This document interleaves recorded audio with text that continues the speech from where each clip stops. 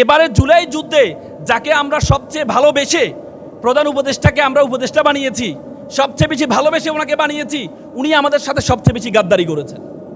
আজকে যে প্রধান উপদেষ্টা উনি যদি রাজপথে থাকতেন, উনি আমাদের শহীদ পরিবারদের রক্তগুলো যদি উনি সরাসরি দেখতেন, তাহলে উনি কখনো গাদ্দারি করতেন না। উনি গাদ্দারি কোন দিন করেছে জানেন? গাদ্দারি করেছেন যখন বারবার বলা হয়েছিল গণভোটটা আগে হোক। কারণ বিএনপির ইতিহাস আমরা সকলেই জানি, 91-তে 3 জোটের যে রূপরেখা হয়েছিল, সে রূপরেখা ক্ষমতা আসার পর অস্বীকার করেছিল বিএনপি। সে রূপরেখা অস্বীকার করেছে, বিএনপির ইতিহাস আমরা জানি।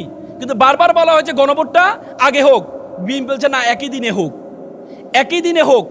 এবং কি যেদিন লন্ডনে থেকে নির্বাচনের ঘোষণা করা হয়েছে আমাদের প্রধান উপদেষ্টা, সেদিনে আমরা বুঝতে পেরেছি যে সব কিছু কি সেটেল হয়ে গিয়েছে।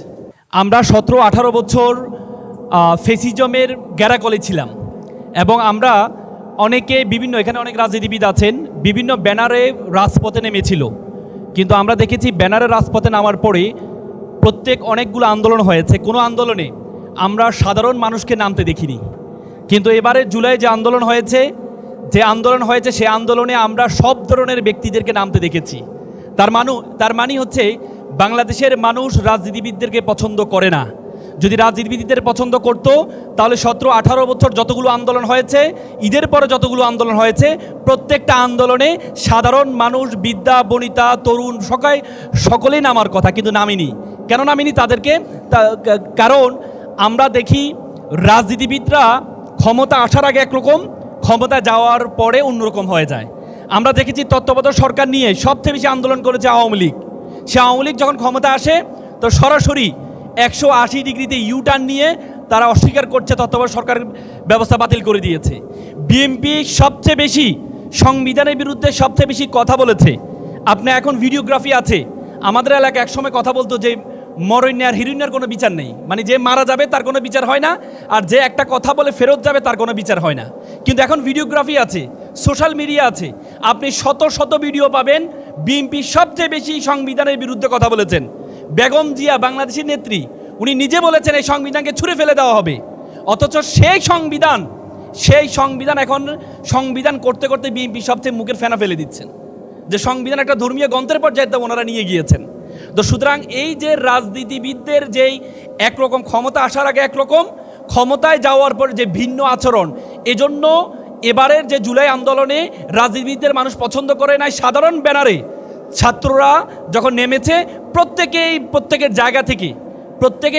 জায়গা থেকে রাজপথে নেমেছে, আমরা একটা নতুন বাংলাদেশ পেয়েছি।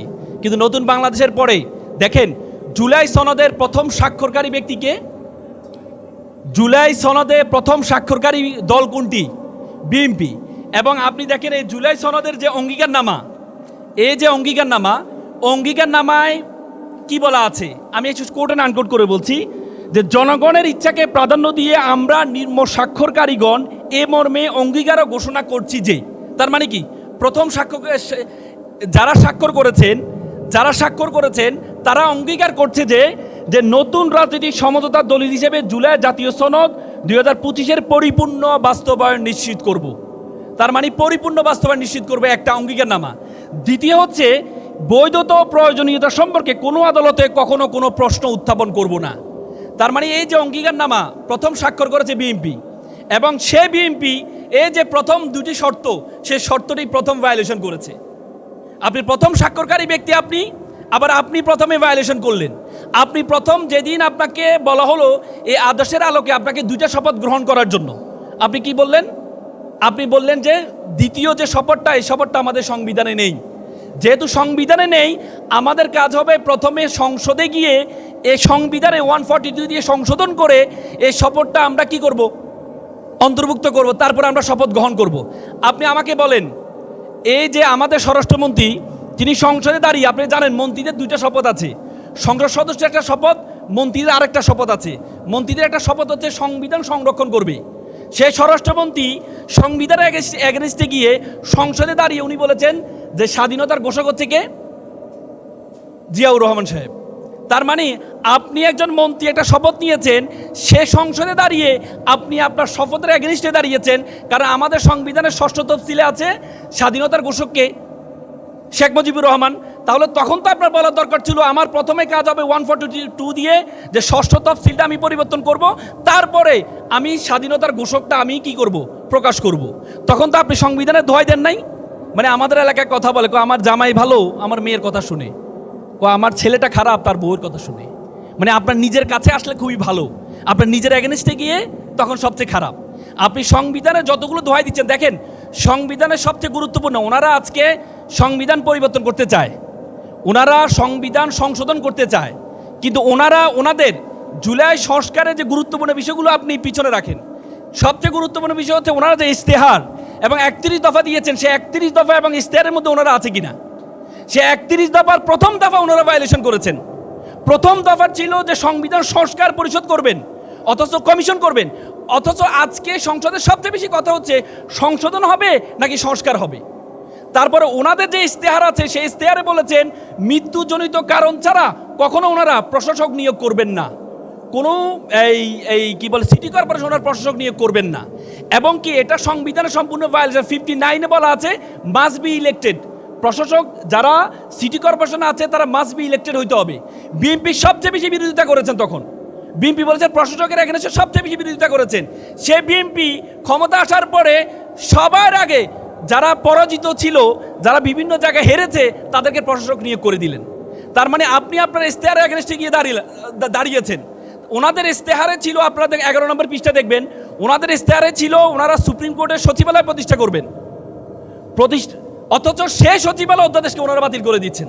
তার মানে আপনি জুলাই সংস্কারকে পরে রাখেন, ওনারা ওনাদের ইশতেহার এবং যে 31 দফা আছে সেটার এগেনস্টে গিয়ে দাঁড়িয়েছেন। ওনারা আজকে সব কিছু করবেন, সবাইকে পরিবর্তন করতে চাচ্ছেন, কিন্তু নিজেকে পরিবর্তন করতে চাচ্ছেন। আমি একটা গল্প বলে কথা শেষ করব। একবার একটা রাজা, তার অসুস্থ, সে একজন কবিরাজকে ডেকেছে যে কবিরাজ সাহেব আমি তো অসুস্থ, আমাকে একটু সুস্থ করে দেন। কবিরাজ বলল আপনি এক কাজ করুন, আপনার যা আছে সব লাল লাল দেখবেন, তাহলে আপনি সুস্থ হয়ে যাবেন। তো রাজা কি করলেন, তার দেয়াল প্রাসাদ সব লাল করে দিলেন এবং কিছুদিন পরে দেখে যে সে সুস্থ হয়ে যাচ্ছে। তো পরবর্তী কবিরাজ সাহেব আসলে তাকে পুরস্কৃত করার জন্য কবিরাজ সাদা পাঞ্জাবি পরে আসে, পরে তাকে লাল রং দিয়ে তাকে লাল করে দেওয়া হলো। কবিরাজ সাহেব বললো আমি আসলাম পুরস্কার নেওয়ার জন্য, আপনারা আমাকে লাল করে দিলেন কেন? তখন রাজা বলে, রাজা সাহেব আপনি বলেছেন না যে সব কিছু লাল করতে হবে, এই জন্য আপনি তো সাদা পাঞ্জাবি পরে আসেন, আমি তো লাল কিছু দেখতে পারবো না, এই জন্য আপনাকে এই সাদা কিছু দেখতে পারবো, এই জন্য আপনাকে লাল করে দিলাম। বলছে রাজা সাহেব আপনার কিছু দরকার ছিল না, আপনার কিছু দরকার ছিল না, আপনার দরকার হচ্ছে শুধুমাত্র আপনারা লাল চশমা পরেন, তাহলে সব কিছু অটোমেটিক লাল হয়ে যাবে। আমরা সবাইকে পরিবর্তন করতে চাই, বিএনপি সবাইকে পরিবর্তন করতে চায়, কিন্তু নিজেকে পরিবর্তন করতে চায় না। সবাইকে লাল করছে কিন্তু নিজে লাল চশমা পড়ছে না।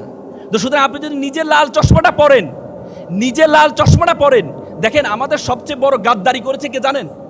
আমি আজকে আপনারা এখানে এই জাতির বিবেক সাংবাদিক যারা আছেন, আমাদের সাথে গাদ্দারি করেছে যারা জুলাইয়ের সময় রাজপথে ছিল না, তারা সবচেয়ে বেশি গাদ্দারি করেছে আমাদের সাথে। যারা রাজপথে, আমি নিজে রাজপথে ছিলাম, আমাকে ডিবি হারুন গ্রেপ্তার করেছে শুধুমাত্র আইনি সহযোগিতা দেওয়ার কারণে। অথচ যারা ছিল না, দেখেন 1971 সালে 70-এর নির্বাচন, আমরা জানি 70-এর নির্বাচন ছিল জনগণের ম্যান্ডেটকে অস্বীকার করার কারণে 71-এ স্বাধীনতা যুদ্ধ হয়েছে। এবং স্বাধীনতা যুদ্ধের সময় বলা হয়ে থাকে শেখ মুজিবুর রহমান ছিলেন না যুদ্ধে, সরাসরি ছিলেন না, এজন্য পরবর্তীতে উনি বাকশাল কায়েম করেছেন। এবারে জুলাই যুদ্ধে যাকে আমরা সবচেয়ে ভালোবেসে, প্রধান উপদেষ্টাকে আমরা উপদেষ্টা বানিয়েছি, সবচেয়ে বেশি ভালোবেসে ওনাকে বানিয়েছি, উনি আমাদের সাথে সবচেয়ে বেশি গাদ্দারি করেছেন। আজকে যে প্রধান উপদেষ্টা উনি যদি রাজপথে থাকতেন, উনি আমাদের শহীদ পরিবারদের রক্তগুলো যদি উনি সরাসরি দেখতেন, তাহলে উনি কখনো গাদ্দারি করতেন না। উনি গাদ্দারি কোন দিন করেছে জানেন? গাদ্দারি করেছেন যখন বারবার বলা হয়েছিল গণভোটটা আগে হোক।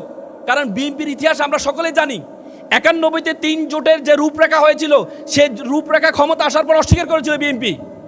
সে রূপরেখা অস্বীকার করেছে, বিএনপির ইতিহাস আমরা জানি। কিন্তু বারবার বলা হয়েছে গণভোটটা আগে হোক, বিএনপি বলছে না একই দিনে হোক। এবং কি যেদিন লন্ডনে থেকে নির্বাচনের ঘোষণা করা হয়েছে আমাদের প্রধান উপদেষ্টা, সেদিনে আমরা বুঝতে পেরেছি যে সব কিছু কি সেটেল হয়ে গিয়েছে। আপনি দেখেন আমরা বিশ্বাস করি, এখানে সকলে বিশ্বাস করেন বিএনপি এবার নির্বাচনে স্বচ্ছ বা যেভাবে নির্বাচন হলে বিএনপি ক্ষমতা আসবে, সবাই বিশ্বাস করে। কিন্তু 2/3 মেজরিটিটা বিএনপিকে 2/3 মেজরিটি পাওয়া মানে পেয়ে দেওয়া হয়েছে। আপনি বলবেন কেন? কারণ এই যে ডিপ স্টেট নিয়ে বারবার কথা হচ্ছে, সেই ডিপ স্টেট 2/3 মেজরিটিটা এই জন্য ওনাদেরকে ব্যবস্থা করে দিয়েছেন, যদি 2/3 মেজরিটি না থাকে তাহলে গুম অধ্যাদেশ কখনো বাতিল করা যাবে না। গুম অধ্যাদেশ বাতিল করতে হলে 2/3 মেজরিটি লাগবে। এই জন্য ওনাদেরকে 2/3 মেজরিটি ব্যবস্থা করেছে, যাতে গুম অধ্যাদেশ, যে ঘুমের আক্রান্ত হয়ে যারা সংসদে বসে আছে, অথচ সেখানে দাঁড়িয়ে আমরা গুম অধ্যাদেশটাকে বাতিল করছি। তার মানে জনগণের সাথে গাদ্দারি বহুভাবে হচ্ছে। সবার আগে বাংলাদেশ, বিএনপি সবার আগে বাংলাদেশ শব্দটা বলেছেন, কিন্তু কিছু জিনিস গুপ্ত করেছেন। সেটি হচ্ছে সবার আগে বাংলাদেশ জাতীয়তাবাদী দল হওয়ার কথা ছিল, জাতীয়তাবাদী দলটাকে ওনারা হাইড করে সবার আগে বাংলাদেশ বলেছেন। কিন্তু আমরা এখন দেখতে পাচ্ছি সবার আগে বাংলাদেশ জাতীয়তাবাদী দল হয়ে গেছে। তো সুতরাং আজকের এই জুলাই যুদ্ধে এখানে যারা আছে, তাদের এই রক্তের বিনিময়ে নতুন বাংলাদেশ আমরা পেয়েছি। আমরা বারবার বলবো, এ গাদ্দারি কখনো করবেন না। এ গাদ্দারি করলে এ গাদ্দারি ইতিহাস কখনো ভালো হয় না। এ গাদ্দারির ইতিহাস কখনো ভালো হয়। ইতিপূর্বে অনেকে গাদ্দারি করেছে, কিন্তু গাদ্দারি করে এটার ফলাফল কখনো ভালো হয়নি। তো সুতরাং আমরা আবারও আহ্বান জানাবো, আমরা চাই বিএনপি ক্ষমতাটা কন্টিনিউ করুক, কিন্তু আমার কাছে কেন যেন মনে হয় ওনারা নিজেরাই চায় না ওনারা যে ক্ষমতাটা কন্টিনিউ করুক। তো সুতরাং আপনারা জুলাইয়ে সংস্কারের এগেনস্টে যাবেন না, আপনারা আপনাদের 31 দফার এগেনস্টে যাবেন না, আপনারা আপনাদের ইশতেহারের এগেনস্টে যাবেন না। তো সুতরাং আপনারা এটাকে ওন করবেন এবং জুলাই সংস্কারটা বাস্তবায়ন করবেন, সে আহ্বান জানাচ্ছি। সে আহ্বান জানিয়ে আমার এখানে অগোছালো কথা শেষ করলাম। সকলে ভালো থাকবেন, সুস্থ থাকবেন। আসসালামু আলাইকুম।